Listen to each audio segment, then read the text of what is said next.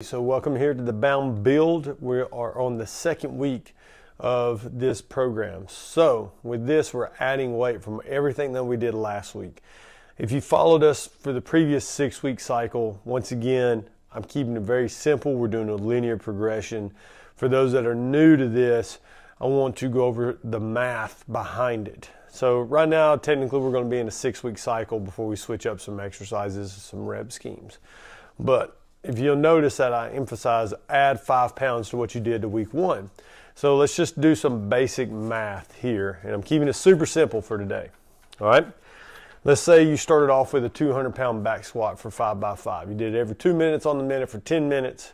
You got your every rep in. It felt easy. You know, on a scale of 1 to 10, you're probably around like a 6 or a 7. You're like, what am I doing? This is way too easy for me. So maybe you thought you should go higher and you added some weight for the last set, then it got tough.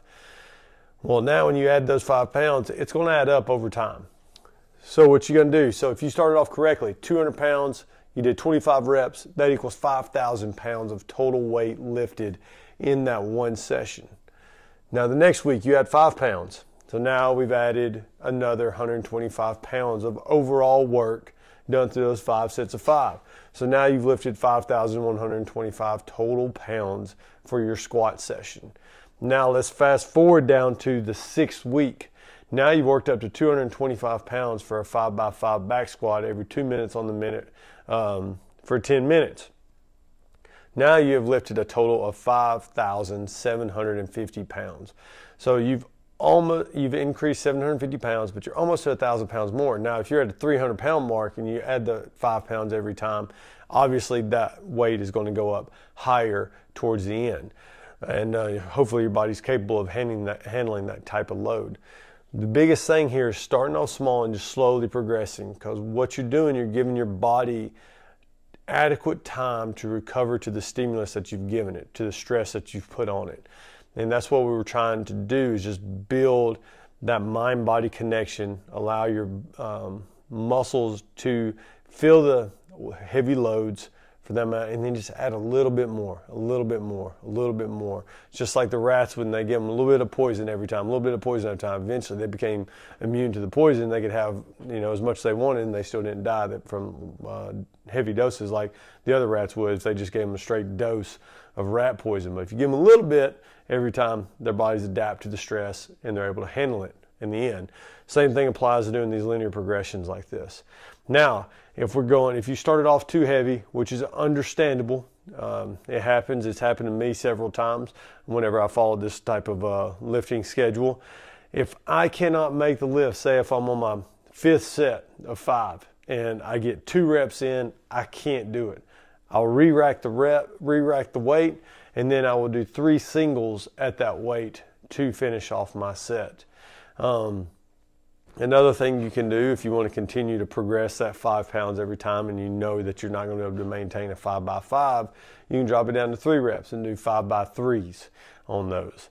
And if you can't do the 5x3s, then obviously you've started off way too much, but I would recommend doing, like cluster sets, like 5 sets of 1, 1, 1. So you do 1 rep, rest is 30 seconds, 40 seconds, do another rep, rest 30, 40 seconds, do another rep, rest 30, 40 seconds, or then you'll rest like 90 seconds, and then you'll do those 3 reps again in unison, but putting the weight up each time. And the same thing goes for strict press, bench press, front squats, any lifts that we do like this. This is something that you can do, especially with these Olympic lifts. So like last week, you did 15 sets of 1, just 1 power clean and jerk, just focus on being explosive the whole time, starting off at 70%. Now you're just adding 5 pounds to that. Same thing goes for here. If you did 200 pounds, all you're gonna do is 205. But by the end of the time, you're gonna be doing 225 pounds at a very heavy load for 15 total reps, and hopefully with no misses. Same thing goes for power snatches. We did 6x2s. You're going to add 5 pounds to whatever you did last week. And obviously, for the Olympic lifts, though, we don't want to hit that failure. So if you don't make it, say if you worked up to 205 pounds, you fail your 3rd set. You've gone way too heavy. You need to back down on weight, because those Olympic weightlifting, the Olympic weightlifting sets should be nice, crisp, and clean. They should be moving fast. There's some science out there and some strength coaches that uses the speed of the barbell whenever they're training with all their athletes. And so they don't work off technically percentages of their weight, they're working off percentages of speed. And what they want is that maximum speed of contraction, because that's what the Olympics lifts teach us, is speed of contraction. And that's what we want to focus on. So don't overdo it too much on the snatches and the Olympic lifts as we're moving forward. The deadlifts on Fridays, working up on those 5 rep maxes. Some days you're going to feel great. Some days you might not feel great. But we're just looking for a heavy set of 5 for that day. So not every week is going to be a PR. Remember that, because if you did a 5-pound lift every day for 52 weeks, what is that, 2,500 pounds by the end of it? 250 pounds?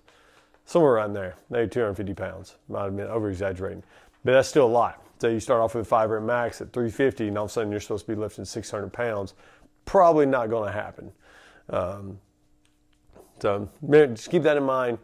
Keep training hard. Put your numbers in SugarWOD. That way I can see them, and I know how we're progressing forward. And whenever we get done with cycles, I know what to change. All right? See y'all in the name of the leaderboard.